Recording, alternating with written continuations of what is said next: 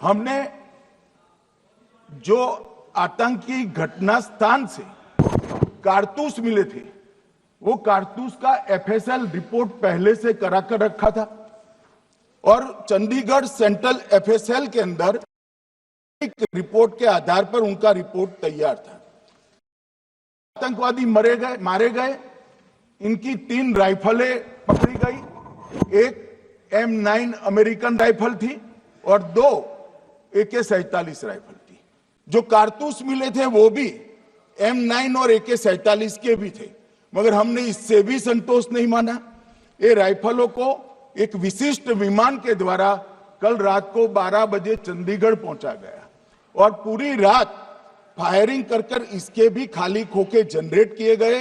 2 खोखों का मिलान किया गया, राइफल की नाली और निकले हुए खोखों का भी मिलान हो गया। तब ये तय हो गया कि इन्हीं 3 राइफलों से हमारे निर्दोष नागरिक मारे गए। और मान्यवर,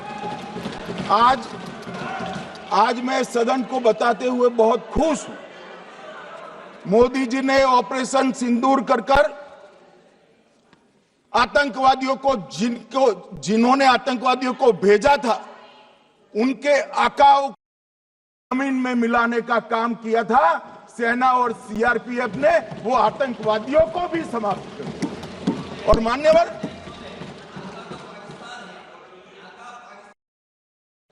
कौन पाकिस्तान से क्या? अरे बैठ जाओ भाई।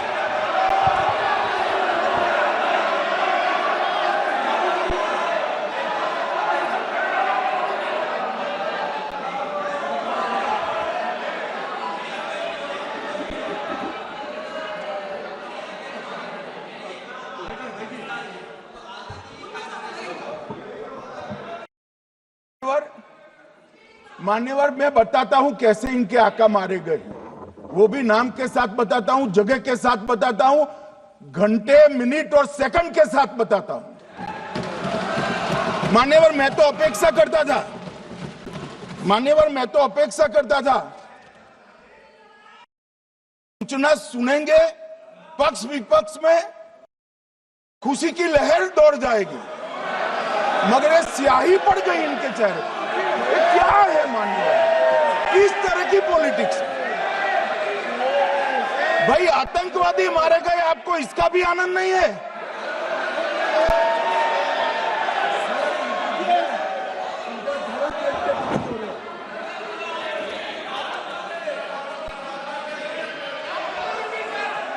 अखिलेश जी बैठ जाइए, मेरा पूरा जवाब सुनिए, आपका सब जवाब आ जाएगा। भाई, आप आतंकवादियों का धर्म देखकर दुखी मत होइए।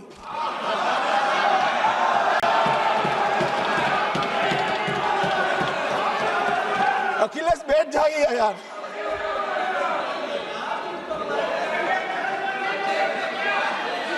अखिलेश जी बैठ जाइए। मान्यवर, किसी को संशय रखने की जरूरत नहीं है। बैलिस्टिक रिपोर्ट मेरे पास है, मेरे हाथ में है और 6 वैज्ञानिकों ने इसको क्रॉस चेक किया है। सुबह 4:46 पर फोन पर मुझे 6 ने वीडियो फोन पर कहा है कि 100% वही गोलियां हैं जो वहां चलाई थी। मान्यवर,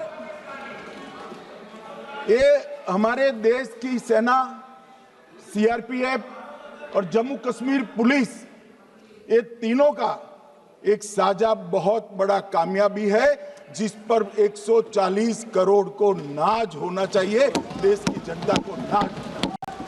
मान्यवर, मैं तो गया था वहां पर जब ये घटना हुई। दूसरे दिन इनके परिजनों को मिला था। 6 दिन की शादी वाली बच्ची विधवा होकर मेरे सामने खड़ी थी। आज तक मैं वो दृश्य नहीं भूल सकता। मगर आज सारे परिजनों को मैं कहना चाहता हूं कि मोदी जी ने ऑपरेशन सिंदूर से भेजने वालों को भी मारा और हमारे सुरक्षा बलों ने जिनको भेजा था उनको भी मारा और एक ऐसा सबक सिखाया है कि आने वाले कई दिनों तक कोई ऐसी हिम्मत नहीं कर पाएगा। मान्यवर, मैं थोड़ा एनआईए की जांच के बारे में भी बताना चाहूंगा। मान्यवर, जिस दिन लश्कर-ए-तोयबा ने और इसके आउटफिट टीआरएफ ने इसकी जिम्मेदारी ली, उसी दिन हमने तय कर लिया था कि ये जांच एनआईए को सौंप दी जाएगी, क्योंकि एनआईए आतंकवाद के केसों की जांच के लिए, वैज्ञानिक तरीके से जांच करने के लिए और सजा कराने के लिए महारत हासिल की हुई विश्व मान्य एजेंसी है, जिसका सजा कराने का दर 96% से ज्यादा है। मान्यवर, हमने तुरंत ही इसकी जांच एनआईए को दे दी। हमने पूरी व्यवस्था की। सेना, बीएसएफ, सीआरपीएफ और जम्मू कश्मीर पुलिस ने ये लोग देश छोड़कर भाग न जाए।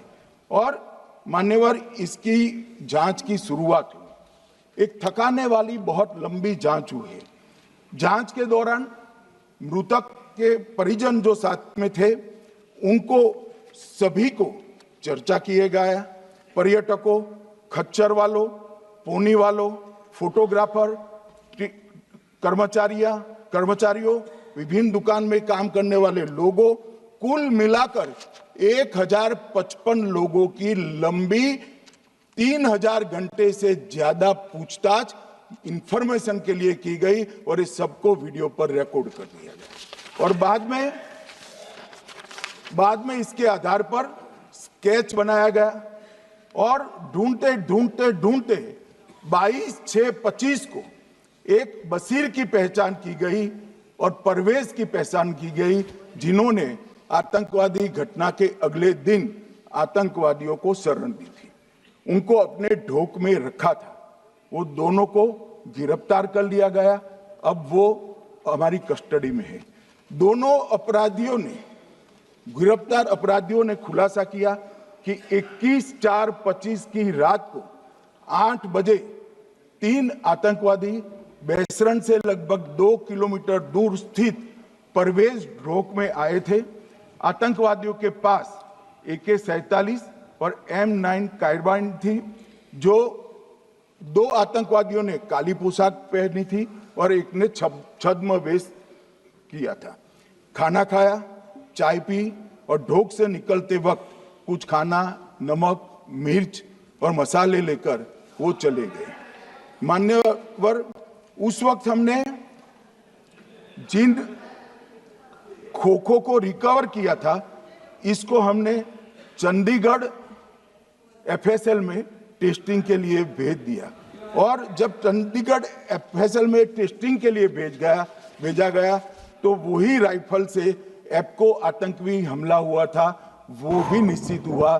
तो आज इसके साथ साथ दूसरे एप्को आतंकी हत्या को अंजाम देने वाले आतंकियों का भी इसके साथ ही समाप्ति हुई है, उनको मार दिया गया है। मान्यवर, और इसके बाद में स्केच बनाया गया।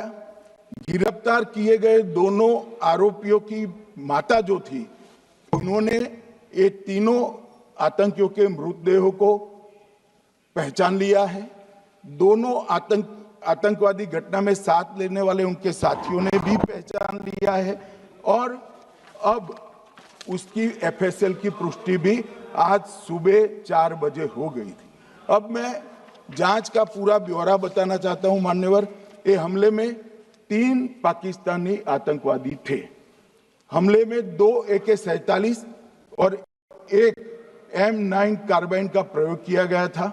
और अब जो पकड़े गए हैं, इसके सुलेमान के कारण एप्को का मामला भी आज रिजॉल्व हो रहा है और आतंकवादियों को पनाह देने वाले 2 स्थानीय लोगों को भी इस केस में पकड़ लिया गया।